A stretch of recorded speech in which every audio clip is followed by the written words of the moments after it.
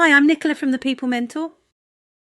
And can I be honest with you about something that's probably happening in your workplace right now? You've got that one team member, and you know exactly who I'm thinking of, who can't seem to make a single decision without running it past you first. Is this email okay? Should I respond to this the way I think I should? What do you think about... And look, I get it. At first it feels good that they value your opinion. You think, great, they're being careful and checking in.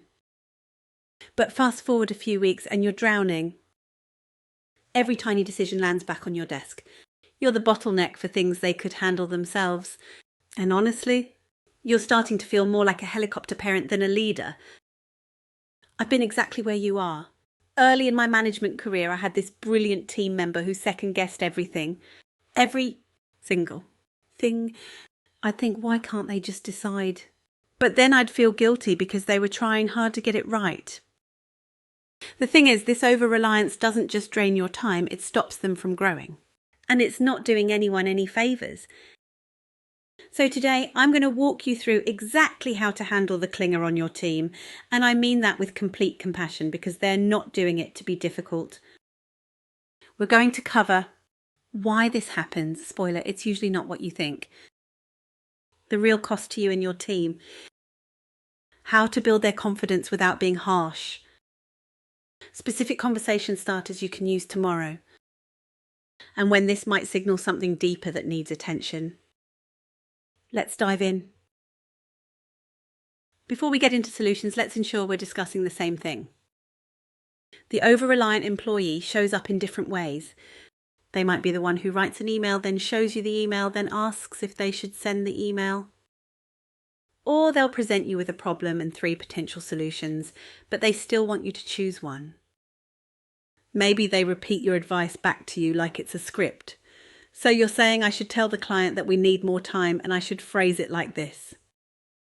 Sometimes they'll start taking initiative but immediately check. I booked the meeting room for Thursday. Is that what you wanted me to do? I want you to understand that this person isn't incompetent. They're often really capable. But somewhere along the line, they've learned that checking with you feels safer than trusting themselves. And that pattern, it's exhausting for both of you. Now this is where it gets interesting. Understanding why someone becomes overly dependent changes everything about how you respond. From my 30+ years of leading teams, I've noticed 4 main reasons this happens. 1, they've been burned before. Maybe they worked for someone who jumped down their throat every time they made an independent decision. So now they think better to check everything than get it wrong. 2, they're people pleasers at heart. These are often your most conscientious team members. They genuinely want to do right by you, and they think the way to show respect is to involve you in everything.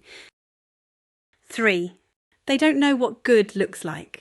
If you haven't been crystal clear about expectations or boundaries, they'll keep coming back for clarification because they're trying to hit a target they can't see. 4, their confidence took a knock. Sometimes this happens after they've made a mistake. They start doubting themselves, thinking, I better check with the boss before I mess up again. Once you know which one applies to your person, you can respond in a way that helps instead of just getting frustrated. Let me paint you a picture of what this pattern is costing you. Your calendar gets clogged with 15-minute quick questions that could have been decisions. You become the decision-making bottleneck as nothing moves forward without your input. But here's the bit that really matters. You're accidentally teaching them not to trust themselves. Every time you decide for them, you reinforce the idea that they can't handle it. You're holding their confidence instead of helping them build it. And it spreads. Other team members see this dynamic and think, oh, everything needs to go through the boss. Before you know it, you've got a whole team of people who won't move without your permission. That's not leadership, that's babysitting. And I know that's not what you signed up for. So now you know why this happens, but how do you fix it without damaging the relationship? That's what I'm covering in part 2.